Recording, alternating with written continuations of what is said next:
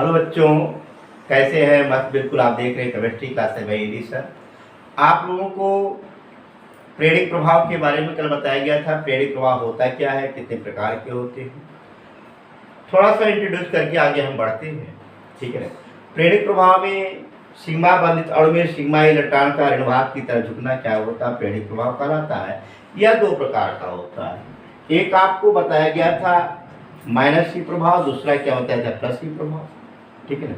एक है माइनस ई प्रभाव और दूसरा क्या होता है प्लस ई प्रभाव।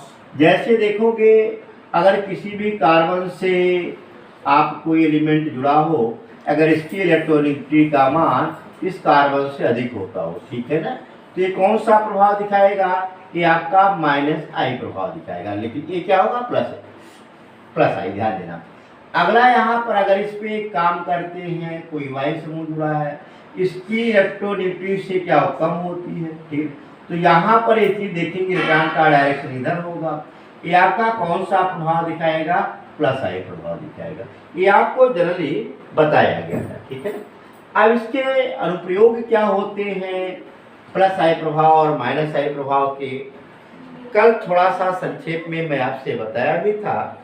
इसका जो उपयोग होता है एसिडिक स्ट्रेंथ ज्ञात करने में होता है, एल्डिहाइड तथा कीटोन की नाभिक स्नेह की प्रतिक्रियाशीलता ज्ञात करने में होता है, बंधन दूरी ज्ञात करने में होता है, ध्रुव आघूर्ण ज्ञात करने में होता है, और बेसिक नेचर एमीन का बेसिक नेचर ज्ञात करने में किया जाता है। ठीक है।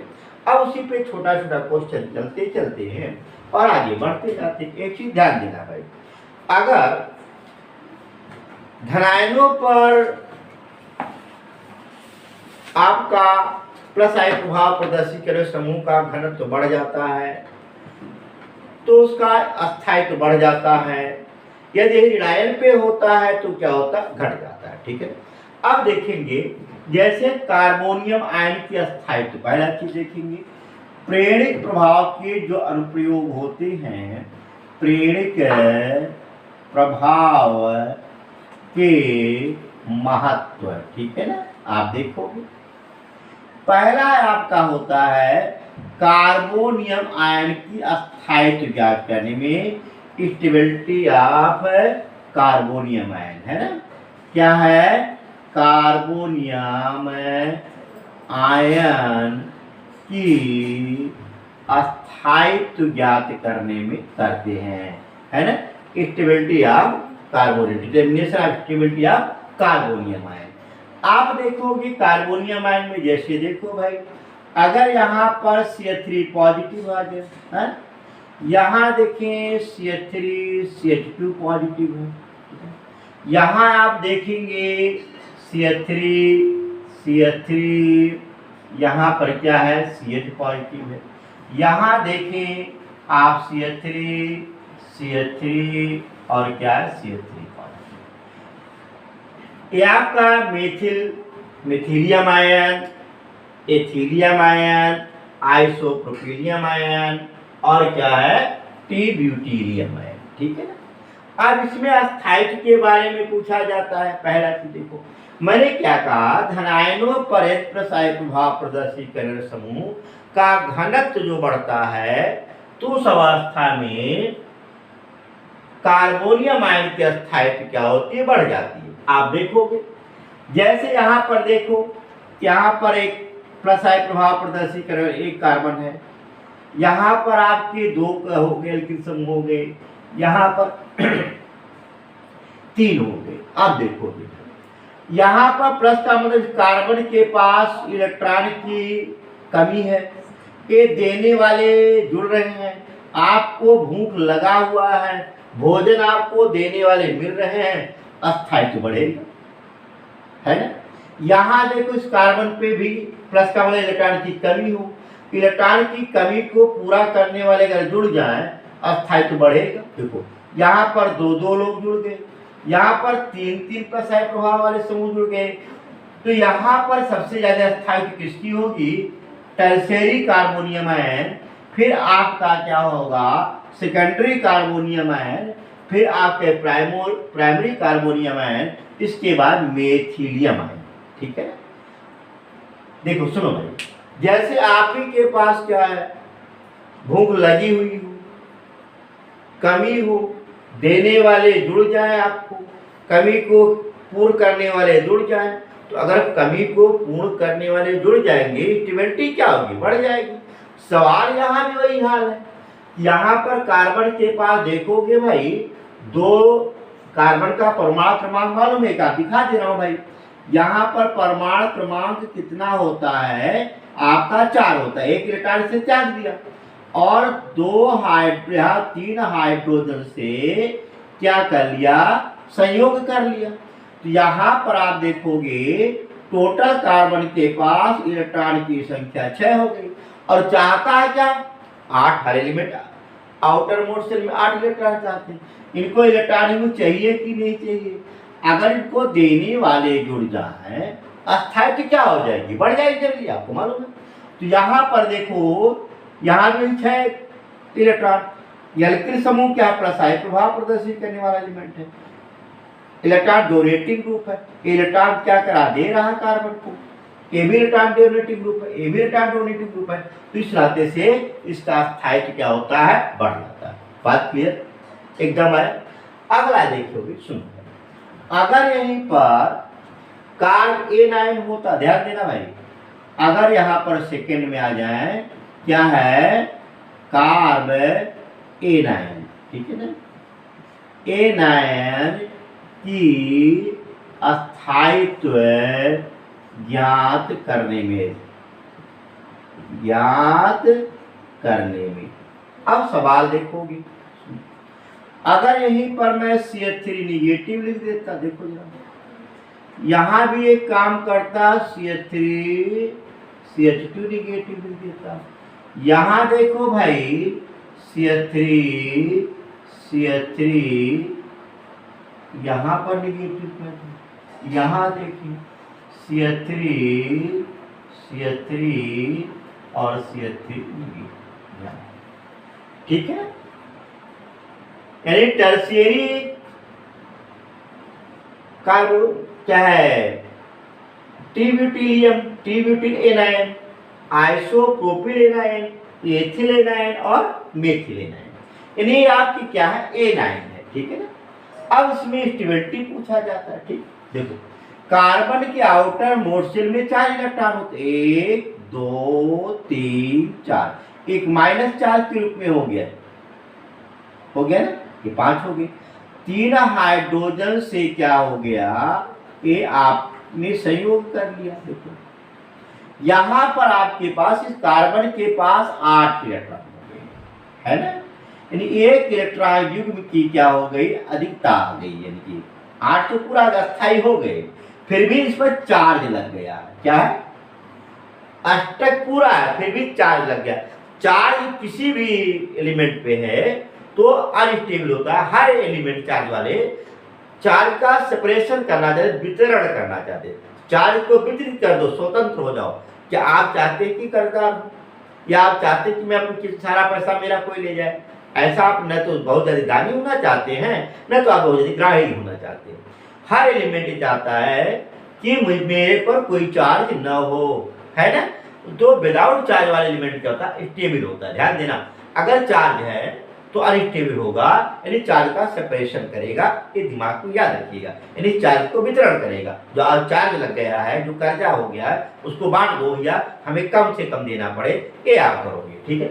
आप देखो सुनिए, यहाँ पर कोई प्लस आई प्रभाव एलिमेंट, यहाँ पर देखो इलेक्ट्रॉन डेंसिटी ज्यादा हो गई, चार्ज अधिक हो गया, माइनस चार्ज हो नहीं गया। यहाँ पर माइनस है भैया, और आप भोजन पहले से ज्यादा हो गया, ठास लियो और भोजन देना चालू करोगे। पहले से इलेक्ट्रॉन ज्यादा है और इलेक्ट्रॉन ढकेल रहे हो, तो क्या होगा, अस्थायित्व बढ़ेगा कि घटेगा। यहाँ देखो, यहाँ एक लोग देने वाले, यहाँ दो लोग ढकेलने वाले हो गए। यहाँ पर चार्ज पहले से ज्यादा है, और ले ले बेटा, और ले ले, तो क्या हो जाएगा, यहाँ पर अस्थायित्व घट जाएगा। यहाँ पर 3 लोग हो गए, देखो ध्यान देना। अब यहाँ पर अगर स्टेबिलिटी का ऑर्डर पूछा जाता है, तो स्टेबिलिटी का ऑर्डर क्या होता है, बढ़ जाता है। स्टेबिलिटी का ऑर्डर क्या होता है, घट जाता है। ये चीज आप ध्यान देंगे। यहाँ पर मेथिल एराइल सबसे ज्यादा स्टेबल होगा और सबसे कम क्या होगा आपका टर्शियरी ब्यूटिल एनायन। यानी कि ध्यान देंगे, अगर प्लस आई प्रभाव वाले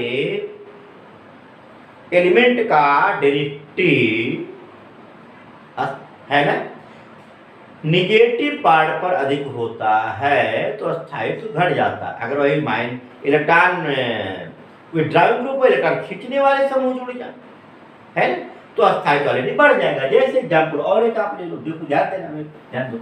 जैसे मैं यहाँ पर ले लेता हूँ NO2 CH2 and CH2 negative, ध्यान देना। अगला मैं लिख देता हूँ F है CH2 निगेटिव, ध्यान। फिर Cl CH2 निगेटिव है, ये तीन एलिमेंट ले लेते हैं। इसमें पूछ लेता है कि मोर स्टेबल एलिमेंट कौन सा। पहला सवाल देखो है, यहाँ पर इस कार्बन के पास इलेक्ट्रॉन की अधिकता हो गई है, चार्ज माइनस लग गया तो माइनस चार्ज कम इलेक्ट्रॉन की अधिकता होती है और प्लस चार्ज लग गया तो इलेक्ट्रॉन की कमी। पहले से अधिक हो गया, अधिक है ना।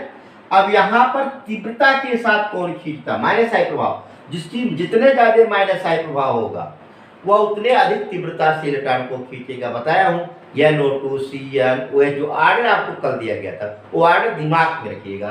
NO2 है ना दिया था, CN दिया था है ना, कार्बोक्सिलिक एसिड है ना, वगैरह वगैरह आपको फ्लोरीन है, क्लोरीन है, ब्रोमीन है, आयोडीन, ये सब आर्डर आप याद रखिएगा। ठीक, तो यहाँ पर देखोगे सबसे ज्यादा माइनस आई प्रभाव का NO2 है, फिर फ्लोरीन, फिर क्लोरीन। सबसे तीव्रता से इलेक्ट्रॉन कौन खींचेगा, NO2 खींचेगा, उसके बाद फ्लोरीन खींचेगा, उसके बाद क्या फ्लोरीन खींचेगा। सबसे ज्यादा माइनस आई प्रभाव कौन दिखाएगा, NO2 दिखाएगा। इस नाते अगर स्टेबिलिटी आर्डर आता है तो सबसे ज्यादा ये स्टेबल हो जाएगा और सबसे कम क्या होगा, ये स्टेबल हो जाएगा। बात कंफर्म क्लियर हुआ। तो आप इसी को थोड़ा सा ध्यान देंगे। माइनस आई प्रभाव प्रदर्शित करने समूह अगर निगेटिव कार्बन एनायन पर अगर माइनस आई प्रभाव प्रदर्शित करने समूह का घनत्व बढ़ेगा तो स्थायित्व बढ़ जाएगा, लेकिन एक प्लस अगर हो जाएगा तो घट जाएगा। जस्ट इसी का उल्टा होता, ध्यान देना। अगर मैं यहाँ पर लिख देता, सुनो ध्यान देना, अगर मैं यहाँ पर ऐसा लिख दूं, ठीक है ना, एक चीज देखो भाई, CH2 NO2 यहाँ भी कर देता हूँ और यहाँ भी क्या कर देता हूँ, CH2 NO2 कर देता हूँ, ठीक है। और यहाँ पर मैं हर जगह क्या कर देता हूँ, NO2 CH2, ऐसे आपको देखो NO2 CH2 क्या है, NO2, और इधर भी जोड़ देता हूँ CH2 NO2। अब सवाल देखो, अब इसमें अस्थायित्व पूछ लेता तो सबसे ज्यादा अस्थायित्व कौन है। यहां पर एक चीज देखो, इस पर पॉजिटिव चार्ज है, पहले से इलेक्ट्रॉन कमी है और इलेक्ट्रॉन खींचने वाले एक लोग जुड़ गए, यहाँ इलेक्ट्रॉन खींचने वाले दो लोग जुड़ गए, यहाँ इलेक्ट्रॉन खींचने वाले तीन लोग जुड़ गए। तो अस्थायित्व आपकी ऑलरेडी क्या हो जाएगी, पहले से कमी है और चूसने वाले जुड़ जाए आपको तो ऑलरेडी आपकी क्या होगी, अस्थायित्व घट जाएगी। तो सबसे ज्यादा अस्थायी कौन होगा, अब देखो ये आर्डर क्या हो जाएगा, बहरहाल बदल जाएगा। समझ में आया, क्लियर हुआ। तो आप देखेंगे कार्बोनियम आयन के अस्थायित्व के बारे में, इंडक्टिव इफेक्ट का, कार्बन आयन के अस्थायित्व के बारे में इंडक्टिव इफेक्ट का क्या यूज होता है, आगे थोड़ा सा और देखेंगे। देखो अगला होता है एल्डिहाइड और कीटोन पर, है ना, न्यूक्लियोफिलिक योगात्मक क्रिया का आर्डर पूछा, ठीक है, ध्यान देना। जैसे देखो यहाँ पर अगर मान लो कार्बोनिल ग्रुप ले ले, एल्डिहाइड ले ले, कीटोन ले ले, है ना, यदि CN के साथ यदि हम रिएक्शन कराते हैं उस अवस्था में एडिशन रिएक्शन होगा। देखो क्या बनेगा, जो OH हो जाएगा, CN हो जाएगा, ये आपका कंपाउंड बनेगा, साइनोहाइड्रिन बनता है। यहाँ पर H पॉजिटिव होता है, CN निगेटिव होता है, ठीक है। आप इस पे एक चीज ध्यान देंगे, सामने वाले को देख कर रखना होगा, ऑक्सीजन सामने तो इस पे आक्रमण जो होगा निगेटिव करता है, यानी ये आपका जो न्यूक्लियोफिलिक एडिशन है, ठीक है।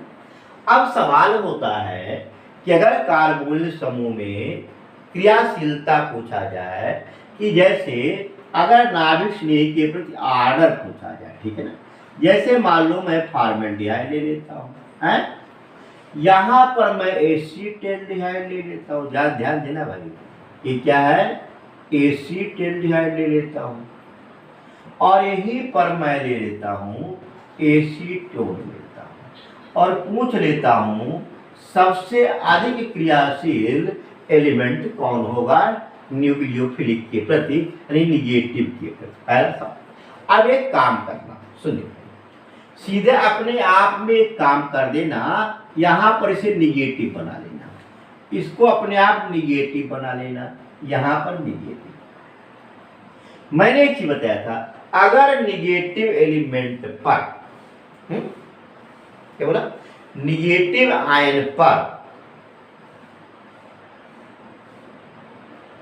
प्लस आई प्रभाव अर्थात इलेक्ट्रॉन डोनेटिंग ग्रुप अगर जुड़ जाते हो तो अस्थायित्व क्या हो जाएगा, घट जाएगा। देखो यहां पर कोई प्रभाव अपने आप का लेना है, दिमाग में रखिए, ये देखो यहां पर ऐसा नोट करिए, दिमाग में रखिए, तेरे दिमाग में। अगर यहां पर मैं माइनस ले लेता हूं तो यहां पर कोई भी प्रभाव प्रदर्शित समूह नहीं है।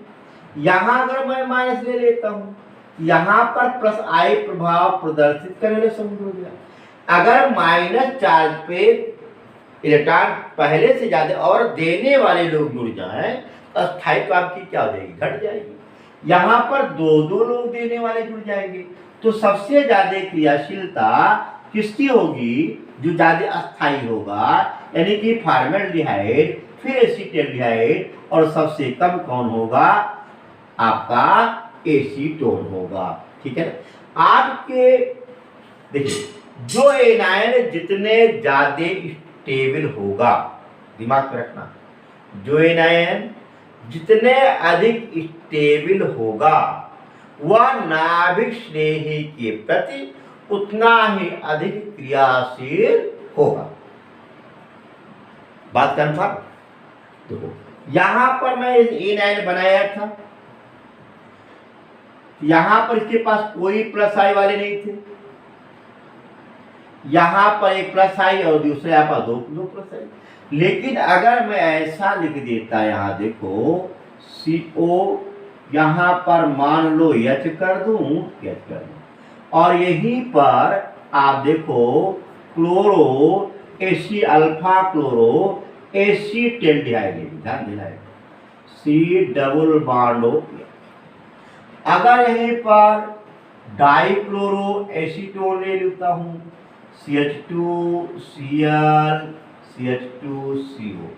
अब इसमें पूछ ले कि नाभिक स्नेह के प्रति क्रियाशील अधिकतम कौन होगा, आप देखेंगे यहाँ देखो, यहाँ पर कोई भी प्लस आई प्रभाव प्रदर्शित कर समूह नहीं, मैं माइनस मान ले, कोई ना तो माइनस है ना तो प्लस है। लेकिन यहाँ पर क्या हो गया, एक लोग जुड़ गए भाई, यानी इसके माइनस चार्ज खींचने वाले जुड़ गए, अस्थायित्व बढ़ेगा।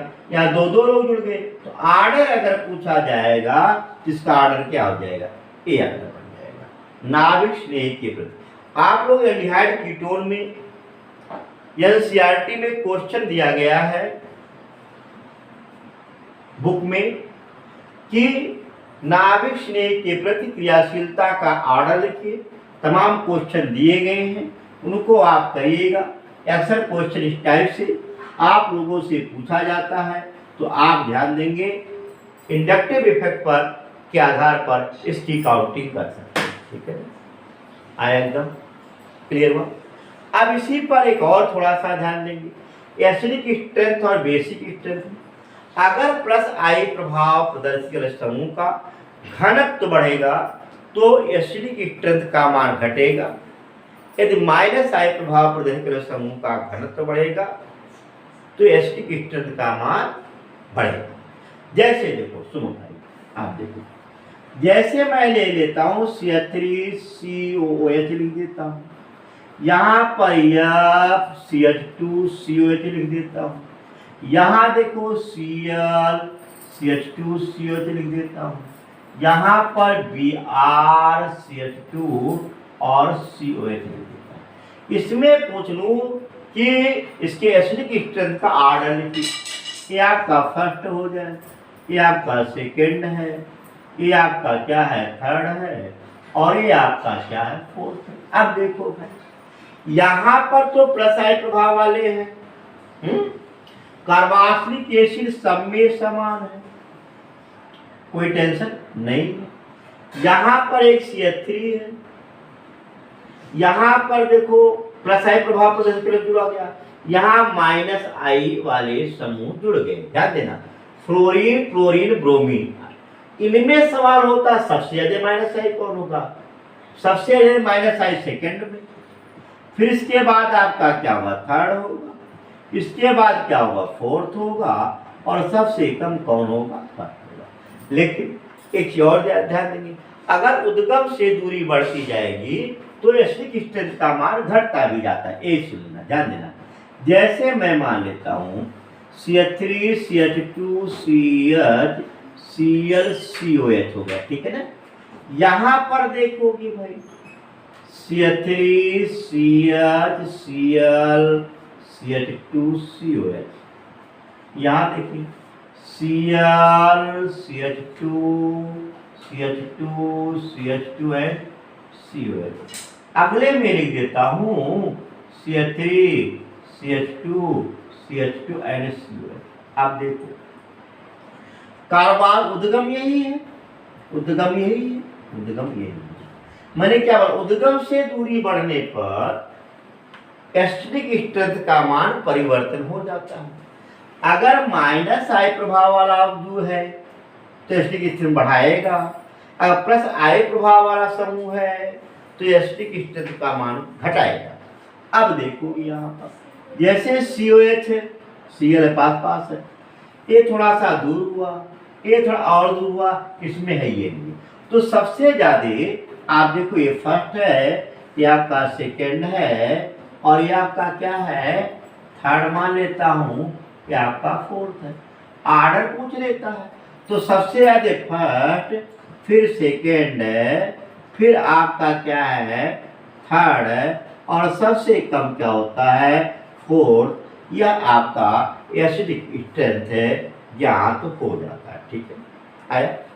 अब इसी पर थोड़ा सा और देखेंगे, बेंजीन रिंग की तरफ आते हैं, ठीक है ना। क्वेश्चन करेंगे तब मजा आएगा, और मजा आएगा, क्वेश्चन करते रहेंगे, ठीक है। अब एक चीज सवाल देखो, यहाँ पर आ जाओ,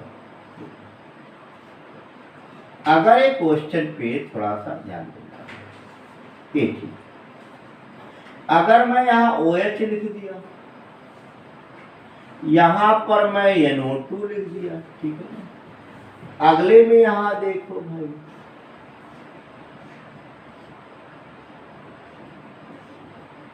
COH लिख दिया, यहाँ पर मैं CH3 लिख दिया, यहाँ देखो चले कहीं चले नहीं।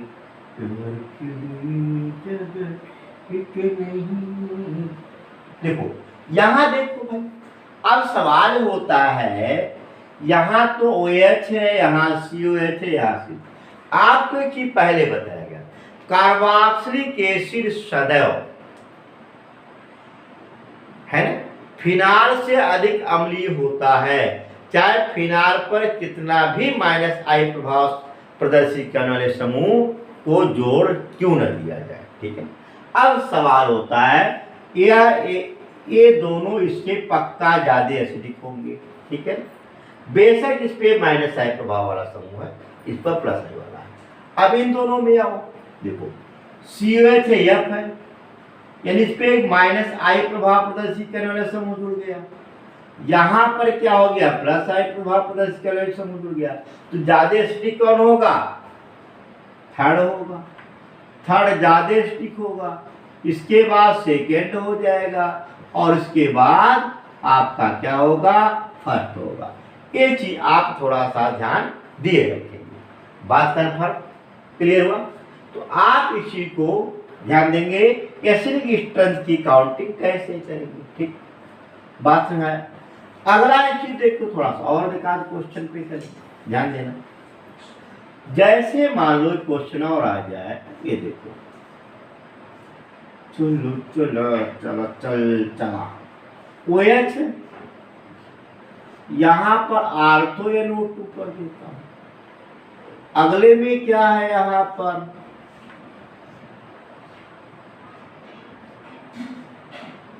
OH है, यहां पर NO2 कर देता हूं, यहां पर NO2 कर देता हूं। अगले में देखो,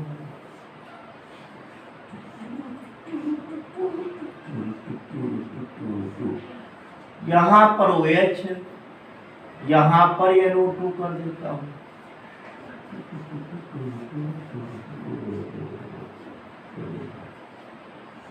यहां पर OH है, ठीक है ना। देखो,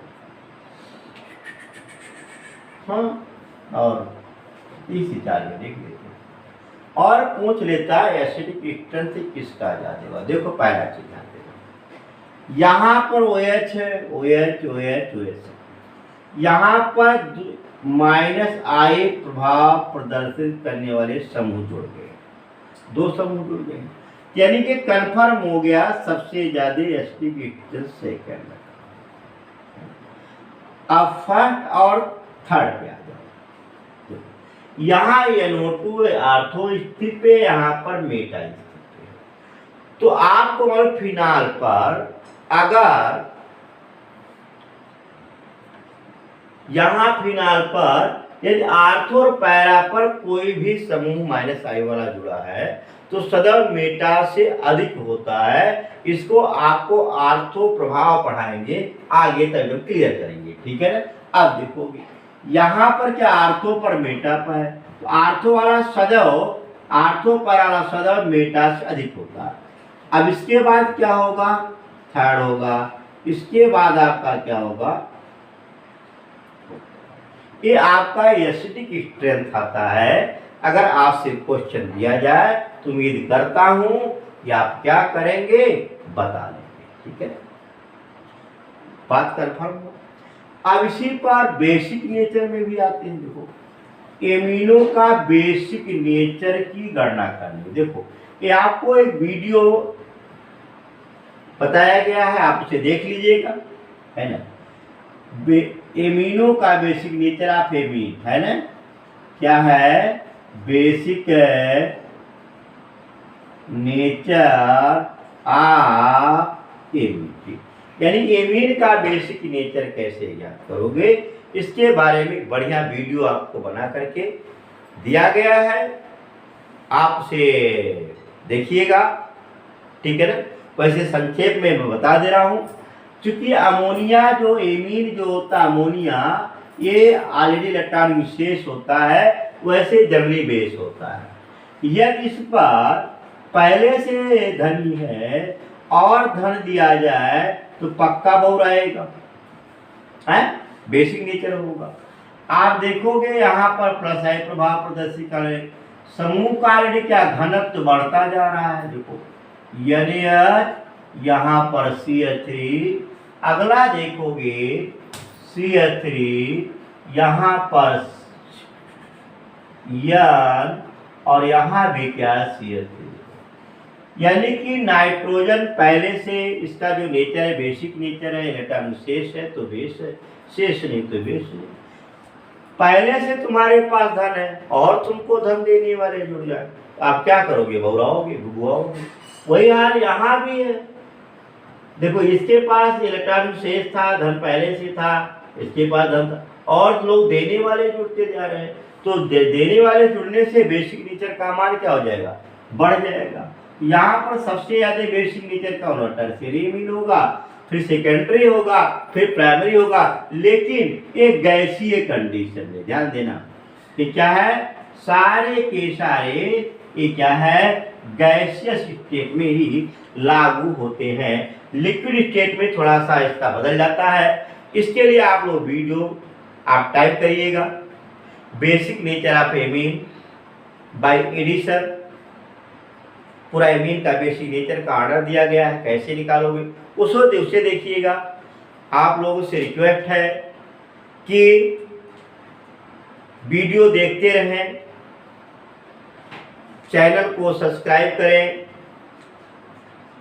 सब्सक्राइब कराएं, लाइक करें, कमेंट करें।